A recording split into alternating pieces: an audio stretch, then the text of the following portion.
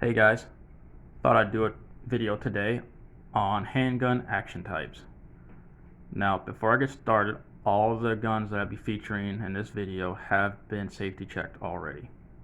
So I'm just letting everybody know that so nobody freaks out. But I get this question a lot, especially from new shooters. And I try to explain it, but it's kind of hard to without a visual, so that's what made me decide to do this video.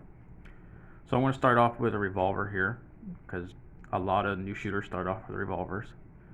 And this is a double single action revolver. Now basically what double action means that two things happen.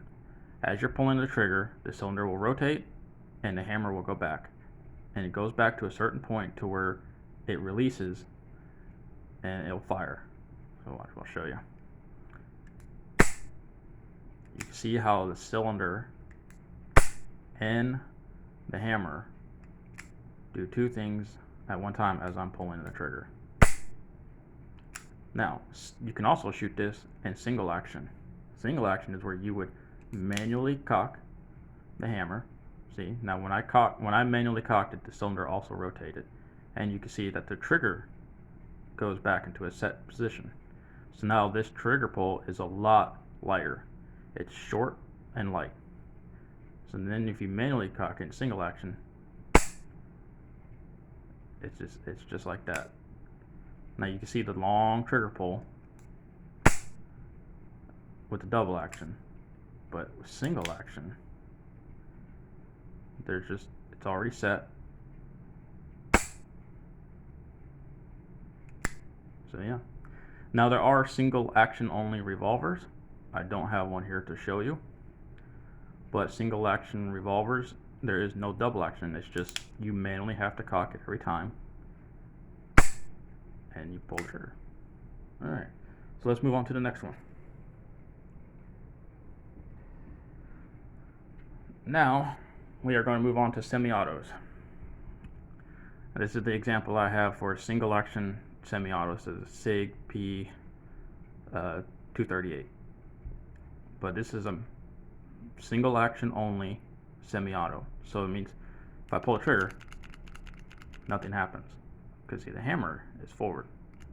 So when you rack the slide, the hammer is now cocked, and now you have a short, crisp trigger pull. Move my finger back that way. And then after that, the slide will cycle, and you'll have another short single action trigger pull.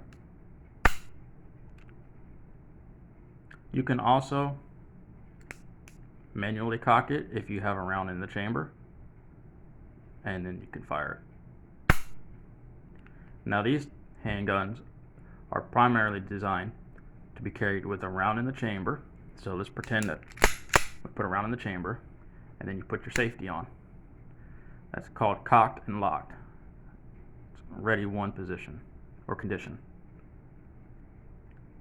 But these are really simple. They have really good triggers.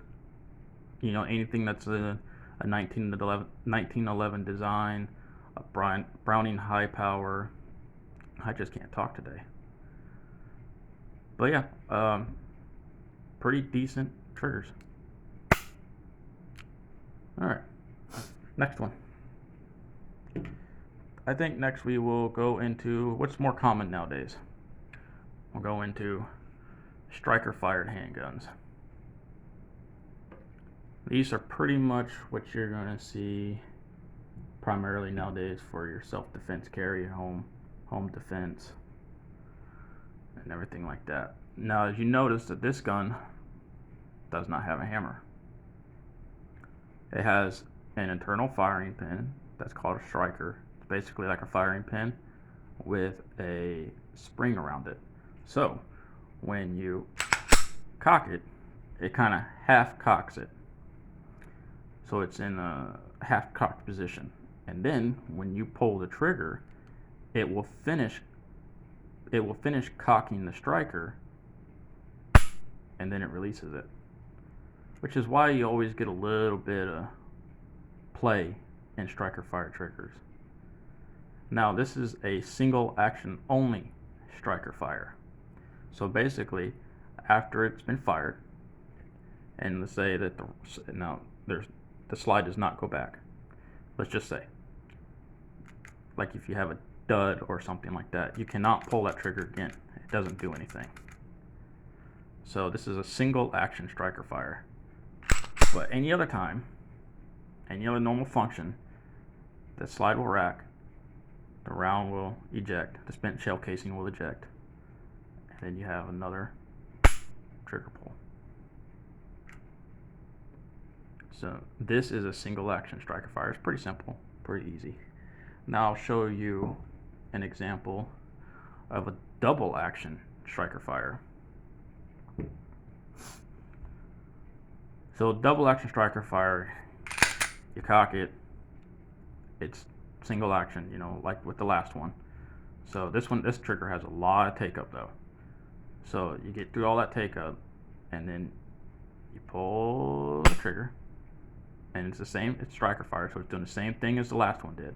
But on this one, let's say if you had a dud, you have what they call double action or second strike capability.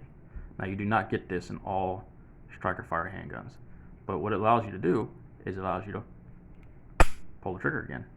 But when you do that, it's a longer, heavier trigger pull. Not super heavy, but it is definitely noticeable. But that works really good for new shooters, I find, because a lot of times they don't have the training to just eject the round, or eject the bad round out of the gun. So they just tend to just go until it goes bang. So, but yeah, this is a single double action, double strike capability striker fire.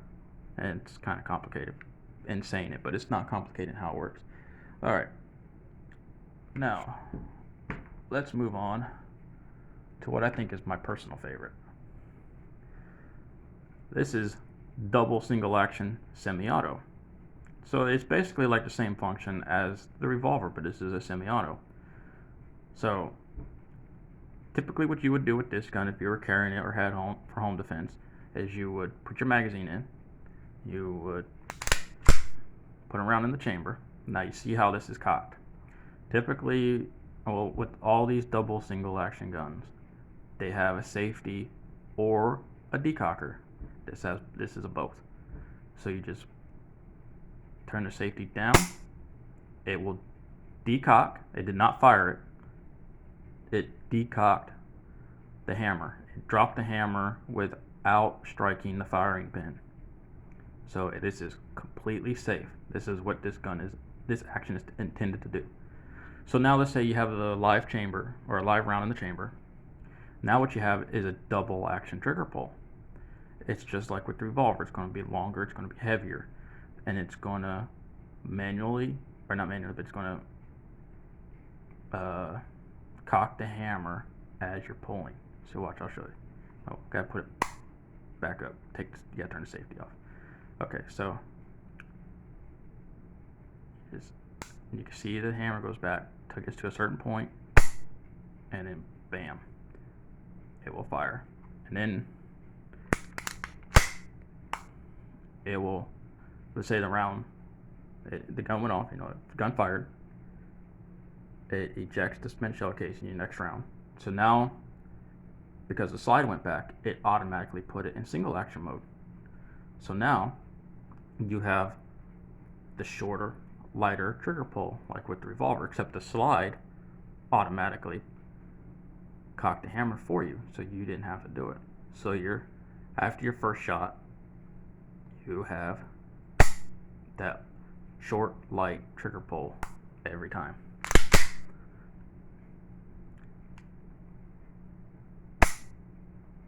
Now, you can, if you want, put a round in the chamber. Alright. Decock it. Now, if you want to, if you practice, when you go to use this firearm, you can manually cock the hammer, and then all your shots will be in single action. So there's options with double single action. It does take some time to get used to that first shot being double action and then every shot after that being single. But if you get the hang of it, this is really, I would say, the safest way for a new shooter to carry a gun. Like, now this gun is a little big for carry for a new shooter, but they do make all different size double single actions. But this is a great option because this first trigger pull is 8.5 pounds. You have to intentionally pull that trigger.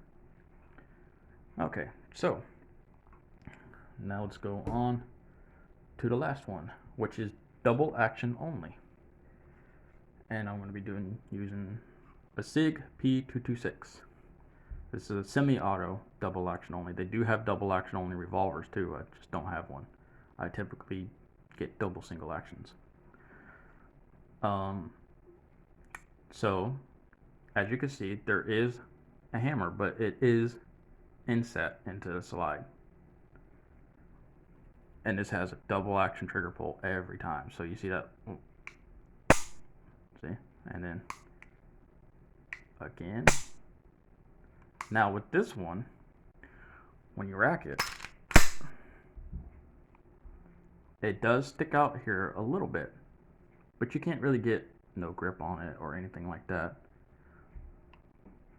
But still though, a double action trigger. And then when say it fires, double action trigger. Every time. Every pull is double action. Now, these are also great guns for beginners too, because like with the other one, it has a heavier trigger, so you have to intentionally pull it. It's also, a lot of people say they're safer to carry with them around in the chamber because of that, because this gun has no safety. This gun has no decocker. The only safety, technically, is your trigger finger, and this does have a drop safety, so it does. If it does drop, it won't fire. But the safety on this gun is what's between your ears. So just think about that. But yeah, that's really all I want to talk about. They're not, handgun action types aren't complicated. It helps with visuals. So if that helps, leave me a comment. Tell me if it does. Give me a thumbs up. Subscribe. And you guys have a good one.